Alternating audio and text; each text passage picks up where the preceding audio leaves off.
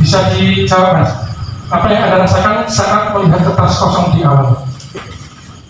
Ya, kertas kosong adalah masih bersih ya, melambangkan suci kebersihan hati kita. Tadi saya yang pertama membuat lingkaran yang ini cikal bakalnya kepala ya kan?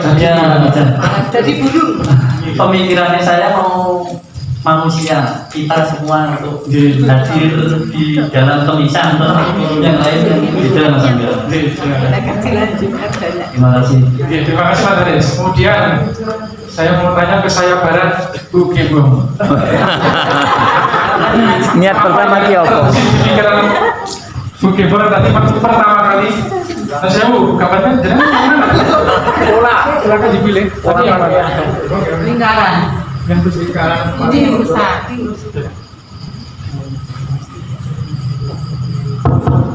Lingkaran besar ini. Oke. Oke. Apa yang pertama di pikiran jenengan waktu mau gambar? Di pikiran saya kita tuh ibaratnya kertas putih, lingkaran itu kan kosong. Jadi masih Masih bisa di masih polos, masih Okay. gitu. Jadi nanti ibaratnya tuh kita masih putih bersih. Nol itu kan kosong. Oke. Terima kasih Bu Gembong. Kemudian yang saya tengah Pak Agus dan saya Bu.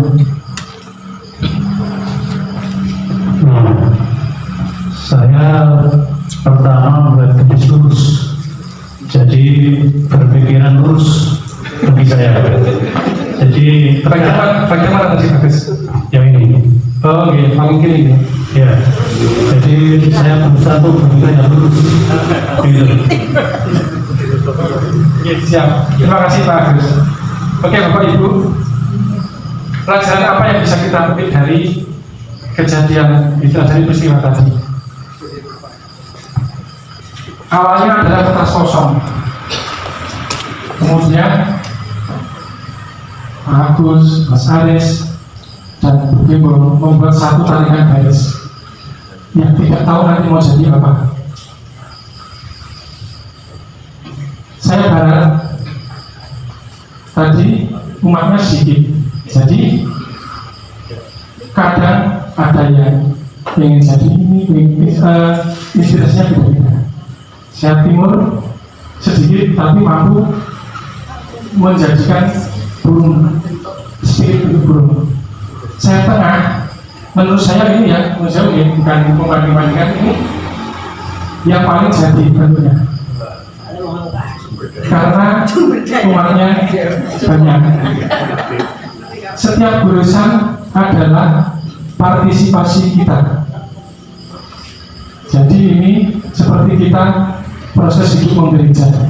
Setiap goresan itu adalah keterlibatan kita dalam menggereja.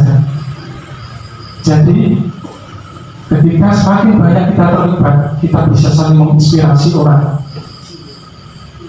sehingga bisa menjadi bentuk gereja yang indah. Meskipun karena begitu, tadi mungkin Mas Haris mintanya jadi orang ya, ternyata akhirnya jadi tidak sesuai dengan harapan, tapi apa? Bisa tambah. Seperti inilah kehidupan gereja kita. Satu gereja kita sangat bermakna untuk menginspirasi orang lain. Satu keterlibatan kita itu sangat bisa menjadi contoh itu yang lain. Jadi permainan ini memberikan makna bahwa setiap karya perlu ada inisiatif pertama untuk mengisi kertas kosong.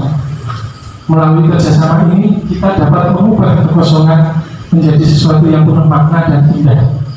Ini adalah gambaran tentang bagaimana setiap orang dalam sebuah komunitas atau gereja memiliki peran penting untuk saling mengisi kekosongan, saling menginspirasi dan menciptakan sebuah cerita yang utuh. Ini juga menyoroti bahwa setiap inisiatif kecil seperti menggambar satu karya saja adalah langkah awal yang penting untuk menciptakan perubahan yang besar.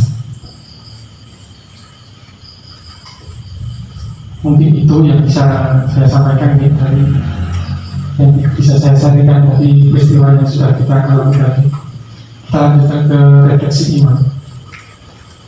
Ingatkah kata yang didengungkan oleh Paus Fransiskus, yaitu sinodalitas? Sinodalitas berasal dari bahasa Yunani sinodos, yang berarti berjalan bersama di jalan yang sama.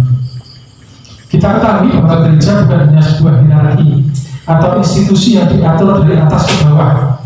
Sebaliknya, gereja adalah sebuah keluarga, sebuah komunitas iman di mana setiap anggota dari paus hingga umat awam memiliki martabat yang setara dan dipanggil untuk berpartisipasi aktif. Kita menyadari bahwa setiap orang, baik anak-anak, orang muda, lansia, orang yang sehat maupun orang yang sakit, memiliki tempat dan peran penting dalam perjalanan iman. Kita tidak berjalan sendirian, tetapi saling mendukung, mendengarkan, dan berjalan dari pengalaman satu sama lain. Setelah Konsili Vatikan kedua, kita merasakan bahwa perutusan gereja tidak dipanggil untuk menjadi komunitas yang tertutup, sibuk dengan urusannya sendiri. Sebaliknya, gereja dipanggil untuk keluar dan menjadi terang bagi dunia. Panggilan keluar inilah yang membawa kita untuk menyadari bahwa kita diharapkan senantiasa mengambil inisiatif, menginspirasi orang-orang di sekitar kita, membangun jejak terang dan kasih. Hidup iman kita tidak hanya diucapkan, tetapi juga diwujudkan melalui perbuatan. Kita diutus untuk membagikan sukacita Injil kepada siapapun. Kita diharapkan menjadi gereja yang inspiratif. Gereja yang inspiratif adalah gereja yang membuat orang lain bertanya, mengapa mereka begitu dan penuh damai dan sukacita? Ini adalah gereja yang tidak memaksa, tetapi mengundang orang untuk ikut melakukannya. Berjalan bersama sebagai gereja yang inspirasi adalah sebuah panggilan untuk kembali kepada esensi gereja perdana. Sebuah komunitas yang bersatu, yang saling menguatkan, dan yang diutus untuk menjadi saksi Kristus yang hidup bagi dunia. Ini adalah tema yang mengajak kita untuk merenungkan peran kita bukan hanya sebagai penerima kasih, tetapi juga sebagai penyalur kasih bagi semua orang. Dalam Evangelii Gaudium 24, Paus Fransiskus mengajak agar gereja tidak hanya pasif dan menunggu, tetapi secara aktif dan proaktif menjangkau dunia dengan sukacita Injil, untuk memberikan kesaksian yang memancar dan berdaya pikat tentang persekutuan persaudaraan. Biarkan setiap orang mengagumi bagaimana kita saling memperhatikan satu sama lain, saling mendukung dan mendampingi satu sama lain. Kita hanya disini. Bapak Ibu, di sini ada 2 poin. Dari semua peran dan bakat yang kita miliki, satu hal apa yang bisa kita lakukan secara nyata untuk menjadi persekutuan ini lebih menginspirasi? Di masa Advent ini, kebiasaan pribadi apa yang akan saya kembangkan untuk lebih dekat dengan Tuhan, sehingga iman saya dapat memancarkan inspirasi bagi orang lain? Monggo nanti untuk perenungan ini bisa direnungkan di rumah, bagaimana kita bisa menjadi inspirasi bagi orang lain. Jadi kami saya lanjutkan dengan bacaan kitab suci. Bacaan kitab suci dari Injil Matius. Pada waktu itu tampillah Yohanes Pembaptis di padang gurun Yudea dan memberitakan, bertobatlah, sebab kerajaan surga sudah dekat. Sesungguhnya dialah yang dimaksudkan Nabi Yesaya ketika ia berkata, ada suara orang yang berseru-seru di padang gurun, persiapkanlah jalan untuk Tuhan, luruskanlah jalan baginya. Yohanes memakai jubah bulu unta dan ikat pinggang kulit, dan makanannya belalang dan madu hutan. Maka datanglah kepadanya penduduk dari Yerusalem, dari seluruh Yudea dan dari seluruh daerah sekitar Yordan. Lalu sambil mengaku dosanya mereka dibaptis oleh Yohanes di sungai Yordan.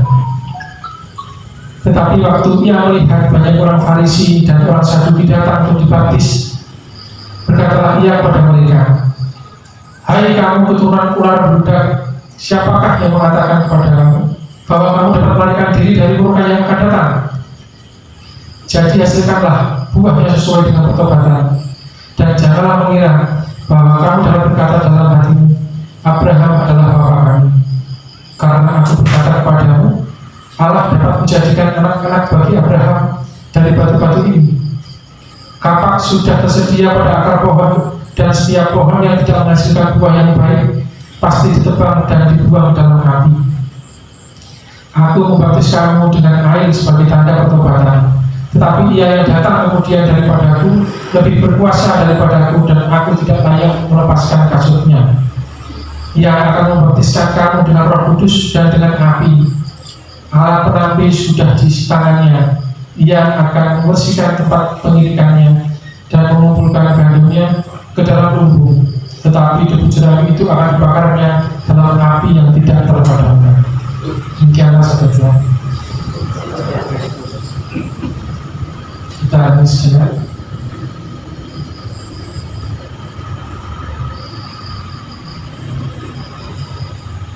Kita lanjutkan dengan doa.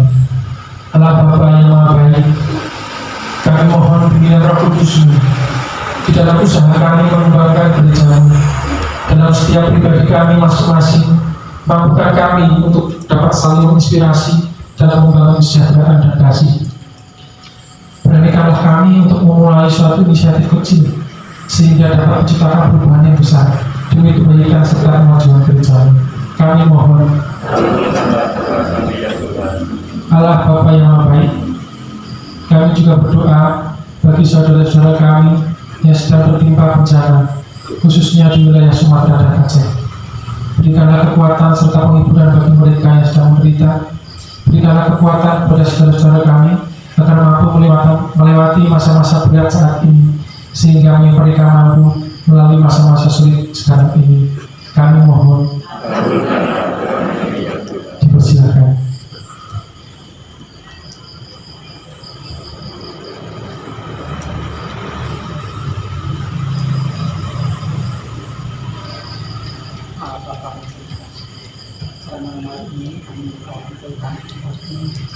Sama-sama membangun dan inspirasi yang berkelanjutan sehingga dapat membuka kita dalam kami memuji dan memuliakan nama-Mu, sehingga kami mampu menyambut dengan pantas kedatangan Putra Yesus Kristus di dunia ini sebagai penebus dosa kami. Makanya ini Tuhan, semoga apapun yang kami miliki, berapapun dan sikap apapun, dapat kami persembahkan untuk kehidupan yang semakin maju dalam kelompok iman kami Lukas ini, sehingga semakin hari semakin lebih dewasa di dalam iman dan semakin memberikan kesegaran dalam kebersamaan kami ini. Kami mohon.